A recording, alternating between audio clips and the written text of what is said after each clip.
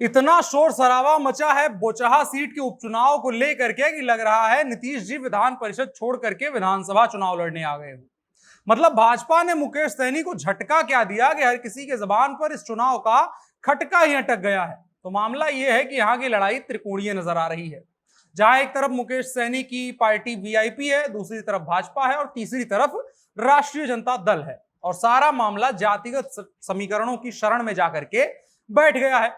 राष्ट्रीय जनता दल की तरफ से इस सीट से वीआईपी के विधायक रहे स्वर्गीय मुसाफिर पासवान के बेटे अमर पासवान मैदान में है, सबसे अमीर प्रत्याशी हैं। और इनके साथ प्लस पॉइंट यह है कि चिराग पासवान का अनकहा समर्थन इनके साथ में है, जिन्होंने पिछली बार 8000 वोट इस सीट से अकेले लड़ते हुए निकाले थे। वीआईपी की तरफ से 4 दशकों के विधायक रमई राम की बेटी गीता देवी प्रत्याशी हैं। इनके साथ प्लस पॉइंट यह है कि 60,000 के करीब मुकेश सहनी की अपनी जाति के मतदाता हैं। एक और प्लस पॉइंट होना चाहिए था, लेकिन वो माइनस पॉइंट पता नहीं कैसे बन गया। वो है रमई राम का 8 से 9 बार विधायक रहना, लेकिन इलाके में उनका किया गया कामकाज ऐसा नहीं है कि कहा जा सके कि वो मसीहा टाइप के आदमी है। काम नहीं हुआ है उस इलाके में और इसलिए पिछली बार उनको हार का सामना भी करना पड़ा था और ये उनकी बेटी को नुकसान पहुंचा सकता है। और आखिरी में भाजपा की बात, भाजपा की तरफ से बेबी कुमारी को प्रत्याशी बनाया गया है। अब भाजपा के साथ नाम जुड़ना ही प्लस पॉइंट बन जाता है, साथ ही उनके नाम पर पिस्टल रजिस्टर्ड है, जो उनकी धाकड़ छवि को बताने के लिए काफी है। भाजपा के लिए ये चुनाव जो है रेगुलर प्रैक्टिस की तरह है। आज वहां मतदान हो रहा है, 16 तारीख को नतीजा आएगा और उसके बीच में हम बात कर रहे हैं। ये मुकाबला सबसे बड़ा है मुकेश सहनी के लिए, ये उनके राजनीतिक भविष्य का मुकाबला है। जीते हारे वो अलग बात रहेगी, लेकिन अगर अपनी बिरादरी जिसकी वो राजनीति करते हैं, अगर उसका वोट अधिकतम अपने साथ लेकर के आते हैं तो ये उनकी जीत होगी और आगे चल करके वो राजद के साथ डील कर सकते हैं और ये उनकी राजनीति का एक और लॉन्चिंग पैड हो सकता है। एक वाला तो भ्रष्ट कर दिया गया है भाजपा के द्वारा। दूसरी तरफ एक और राजनीति का टेस्ट है, तेजस्वी यादव की ए टू जेड पॉलिटिक्स का टेस्ट। तेजस्वी फिलहाल भूमिहार प्लस यादव की राजनीति करने की कोशिश कर रहे हैं। मुसलमान उसमें अनकहे रूप से जुड़ा ही रहता है। यहां भूमिहार करीब 40,000 है और वही डिसाइड करेंगे कि यहां पर विधायक कौन बनेगा। ये तमाम समीकरण है और आइए समझते हैं कि कौन लॉन्च होगा और कौन टाइम टाइम फिक्स हो जाएगा। नमस्कार, मेरा नाम है अनुराग मिश्रा और ये है जनता जंक्शन शो। तो सबसे पहले बात करते हैं राष्ट्रीय जनता दल के कहने के लिए जो सबसे बड़े कर्ता धर्ता है तेजस्वी यादव, उनकी। तो तेजस्वी यादव अब नए ढंग की राजनीति करने की कोशिश कर रहे हैं। तेजस्वी यादव का एक बयान सुनने में आया था कहीं कि देखिए हमने दूसरे धर्म में शादी करी है।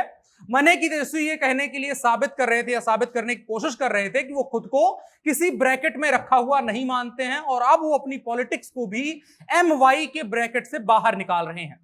तेजस्वी यादव ने हाल फिलहाल में ही ऐसे बयान देने शुरू किए हैं जिसके माने फिलहाल यही निकल रहे हैं कि अब वो सिर्फ यादवों की राजनीति नहीं करेंगे। अब उनकी पार्टी सिर्फ यादवों की पार्टी नहीं रहेगी, बल्कि उसमें सभी के लिए जगह रहेगी और सभी लोग जम करके पॉलिटिक्स करेंगे।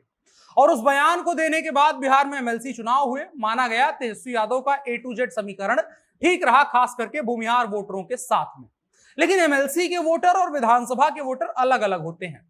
MLC के वोटर जो होते हैं वो चाहे बड़े हो चाहे छोटे हो, लेकिन नेता होते हैं। और विधानसभा का वोटर होती है निरीह जनता। और जनता कई बार अपने नेता की बात सुनती है, लेकिन कई बार अपने नेता को अनसुना करते हुए अपने हिसाब से अपने तमाम समीकरण और जोड़ घटाव करके मतदान करती है। और बोचहा सीट का उपचुनाव इसी बात को बताएगा कि जिस समीकरण को तेजस्वी यादव पूरे बिहार में लागू करना चाहते हैं, क्या आम जनता, क्या राष्ट्रीय जनता दल की जनता जो वोटर है उनका उसके साथ खड़ी नजर आ रही है। अब इससे 2 संभावनाएं पैदा होंगी। पहले तो अगर तेजस्वी यादव का ये समीकरण काम कर जाता है तो भारतीय जनता पार्टी और जनता दल यूनाइटेड का सरदर्द बढ़ जाएगा। और दूसरी तरफ तेजस्वी यादव के पास जो बरसों पुराना उनके पार्टी के ऊपर उनके ऊपर लगा हुआ ठप्पा है कि सिर्फ वो यादवों की राजनीति और मुसलमानों की राजनीति और पार्टी बने हुए हैं, उसे हटाते हुए नए ढंग की राजनीति कर पाएंगी जो बिहार में उनके लिए नए दरवाजे खोलेगी। लेकिन अगर समीकरण फेल हुआ तो कई दरवाजे तेजस्वी यादव के लिए बंद भी हो जाएंगे। तो बोचहा का उपचुनाव भले ही चल रहा हो, विधानसभा में ज्यादा असर न डालने वाला हो, लेकिन भविष्य की राजनीति पर बहुत बड़ा असर डालने वाला है। और इसी कड़ी में हम तेजस्वी यादव से खिसक करके चलते हैं एक और आदमी के ऊपर जिसकी चर्चा बहुत ज्यादा है। वो है विकासशील इंसान पार्टी के संस्थापक और मुखिया मुकेश सहनी। भारतीय जनता पार्टी से मिले धोखे के बाद मुकेश सहनी नए ढंग से अपनी राजनीति को फ्रेम कर रहे हैं। मुकेश सहनी के साथ बिहार विधानसभा के नवरत्नों में से एक रमई राम है। 9 बार के विधायक हैं, इसलिए नवरत्नों में गिन दिया हमने। इस बार उनकी बेटी मुकेश सहनी की पार्टी विकासशील इंसान पार्टी से चुनाव लड़ रही है इस सीट पर। मुकेश सहनी को उम्मीद है कि वो चुनाव जीतेंगे और उसकी वजह यह है कि इस सीट पर उनका मानना है और गिनती जो बताती है वो 60,000 के आसपास मल्लाह मतदाता हैं और मुकेश सहनी का मानना है कि अगर उनके साथ 60,000 लोग आ गए और साथ ही रमई राम का होना अगर मतदाताओं को आकर्षित कर गया तो एक करारा झटका भारतीय जनता पार्टी को दे सकेंगे। और साथ ही बात यह भी है कि अगर वो नहीं भी जीतते हैं और अगर ऐसी स्थिति में भी उनके साथ वो 60-50 हजार या 40,000 वोट आ जाते हैं तो आगे आने वाले चुनाव में गठबंधन करने के लिए वो बिहार में सबसे उपयुक्त व्यक्तियों में से एक हो जाएंगे। और अगर राष्ट्रीय जनता दल अपने भविष्य को देखते हुए उनके साथ गठबंधन करती है तो भारतीय जनता पार्टी की अपेक्षा में उनको काफी ज्यादा सीटें वहां पर मिल सकती हैं, जो इस तरीके से उनकी राजनीति को पुनर्जीवित कर देगा, जिसकी एक तरीके से छद्म हत्या भारतीय जनता पार्टी ने करने की कोशिश करी है। और साथ ही साथ जो एक और सुगबुगाहट चल रही है कि भारतीय जनता पार्टी और जनता दल यूनाइटेड के बीच आज नहीं तो कल टूट फूट होगी। ऐसी स्थिति में जनता दल यूनाइटेड का साथ भी नाव पार लगाने के लिए मुकेश सहनी दे सकते हैं। आखिरकार सन ऑफ मल्लाह जो है, तो ये चुनाव मुकेश सहनी के लिए इस बात को साबित करने वाला है कि वो किसी ना किसी की नाव किसी हालत में कहीं भी पार करवा सकते हैं, कुछ जगहों पर अपने दम पर। बाकी भाजपा के लिए ये रेगुलर प्रैक्टिस है, अगर जीतते हैं तो एक बार और 2-4 विधायक कह देंगे कि अब हमारा मुख्यमंत्री बिहार में बनेगा, हार गए तो समीक्षा कर लेंगे। बाकी कुछ सवाल हैं जो छोड़ करके जाना चाह रहे हैं। क्या भविष्य में मुकेश सहनी आरजेडी के साथ जाएंगे? क्या चिराग पासवान की राम दरबार में वापसी होगी? और आखिरी सवाल कि क्या तेजस्वी यादव की A to Z पॉलिटिक्स पर जनता मुहर लगाएगी? ये कुछ ऐसे सवाल हैं जिनकी चर्चा दबे सुर में की जा रही है, जिन पर बात करना आवश्यक है। आप भी अगर इस तमाम सवालों को लेकर के कुछ सोचते हैं, इन तमाम सवालों को लेकर के, तो कमेंट बॉक्स में वो भी बता सकते हैं। बड़ी खबर में इतना ही। अब बढ़ चलते हैं कार्यक्रम के अगले हिस्से की तरफ, जो है इन शॉर्ट। उत्तर प्रदेश विधान परिषद की 36 सीटों के चुनाव में भारतीय जनता पार्टी ने जबरदस्त जीत दर्ज करी है। भाजपा के खाते में 36 में से 33 सीटें आई हैं। 40 सालों में यह पहली बार हुआ है कि यूपी विधान परिषद में किसी पार्टी को बहुमत मिला है। यह रिकॉर्ड अब भाजपा के नाम दर्ज हुआ है।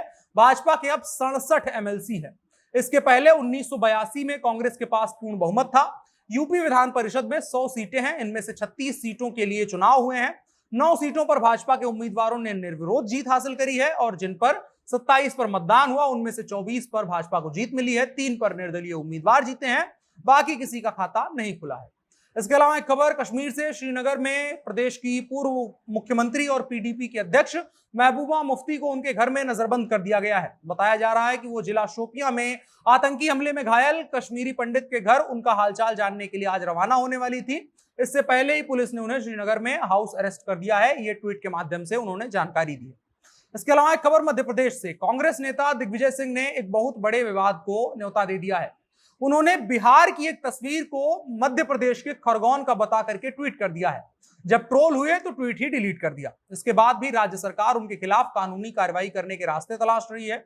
मुख्यमंत्री शिवराज सिंह चौहान ने इसे दंगे भड़काने की साजिश बताया है। इसके अलावा गृह मंत्री डॉक्टर नरोत्तम मिश्रा बोले हैं कि कानूनी कार्रवाई करने के लिए विधि विशेषज्ञों से राय ली जा रही है।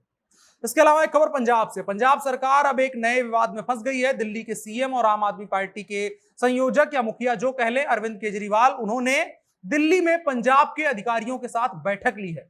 सूत्रों की माने तो इस बैठक में पंजाब के सीएम भगवंत मान मौजूद नहीं थे। अब इस बैठक पर कांग्रेस और कैप्टन अमरिंदर सिंह ने भगवंत मान को घेरा है। इसके अलावा पंजाब कांग्रेस के पूर्व मुखिया नवजोत सिंह सिद्धू ने भी इस मामले में सीएम भगवंत मान सिंह से सवाल किए हैं। सिद्धू ने ट्वीट किया है कि चलने दो आंधियां हकीकत की, न जाने कौन से झोंके से बहुरूपियों के मुखौटे उड़ जाएं। बड़ा इसको लेकर के बवाल मचा हुआ है। आज के इन शॉर्ट्स में इतना ही। अब बढ़ चलते हैं कार्यक्रम के अगले हिस्से की तरफ, जो है आज का कानून। सुप्रीम कोर्ट ने केंद्र सरकार, असम की सरकार और भारतीय विशिष्ट पहचान प्राधिकरण UIDAI को नोटिस जारी करके उनसे जवाब मांगा है कि क्या असम की अंतिम पूरक जो NRC सूची है उसमें लोगों के लिए आधार कार्ड बनाए जा सकते हैं। अखिल भारतीय तृणमूल कांग्रेस TMC की राज्यसभा सांसद हैं सुष्मिता देव, उनकी याचिका पर कोर्ट ने तीनों पक्षों को नोटिस जारी किया है। याचिका में कहा गया है कि आधार संख्या प्राप्त करने में सक्षम नहीं होने से लगभग 20 लाख लोग संकट में हैं। क्योंकि वो राज्य के द्वारा स्वीकृत योजनाओं, सब्सिडी और लाभों तक पहुंचने में असमर्थ हैं, क्योंकि इसके लिए आधार प्रणाली के तहत अनिवार्य पंजीकरण की आवश्यकता होती है। याचिका में कहा गया है कि आधार उपलब्ध ना होने से लोगों को शिक्षा प्राप्त करने, नौकरी के लिए आवेदन करने, पैन कार्ड के लिए आवेदन करने, राशन कार्ड, बैंक में खाता खोलने आदि के अधिकार में भारी नुकसान का सामना करना पड़ रहा है। याचिकाकर्ता ने कहा है कि ऐसे लोगों को आधार से वंचित रखना संविधान के अनुच्छेद 14 के तहत निर्धारित समानता के सिद्धांतों का उल्लंघन है। इस पर सुप्रीम कोर्ट ने तीनों जो पक्ष हैं उनको नोटिस जारी करके जवाब मांगा है। आज के कानून के हिस्से में इतना ही। अब बढ़ चलते हैं कार्यक्रम के आखिरी हिस्से की तरफ, जो है नसीहत। नसीहत रूमी की तरफ से है। रूमी ने कहा है, मौन रहना भगवान की भाषा है। आमतौर पर मौन रहने को चुप रहने से जोड़ दिया जाता है, जबकि मौन जो होता है वो एक बहुत बड़ी प्रैक्टिस है, स्पिरिचुअल प्रैक्टिस है। उसके तहत आप तमाम जो डिस्ट्रैक्शंस होते हैं उनसे हट करके अपनी तरफ, अपनी ओर उन्मुख होते हैं और अपने अंदर अपने आप को तलाशते हैं। तो ये जरूरी प्रैक्टिस है, इसको करके देखिए, जिंदगी में बहुत कुछ बेहतर हो जाता है। बाकी राय क्या है आपकी कमेंट बॉक्स में बता सकते हैं और कार्यक्रम को साझा भी कर सकते हैं। फिलहाल के लिए इतना ही। मेरा नाम अनुराग मिश्रा है, आप जनता जंक्शन शो देख रहे थे। कैमरे पर मेरे साथ ओम प्रकाश थे। शुक्रिया।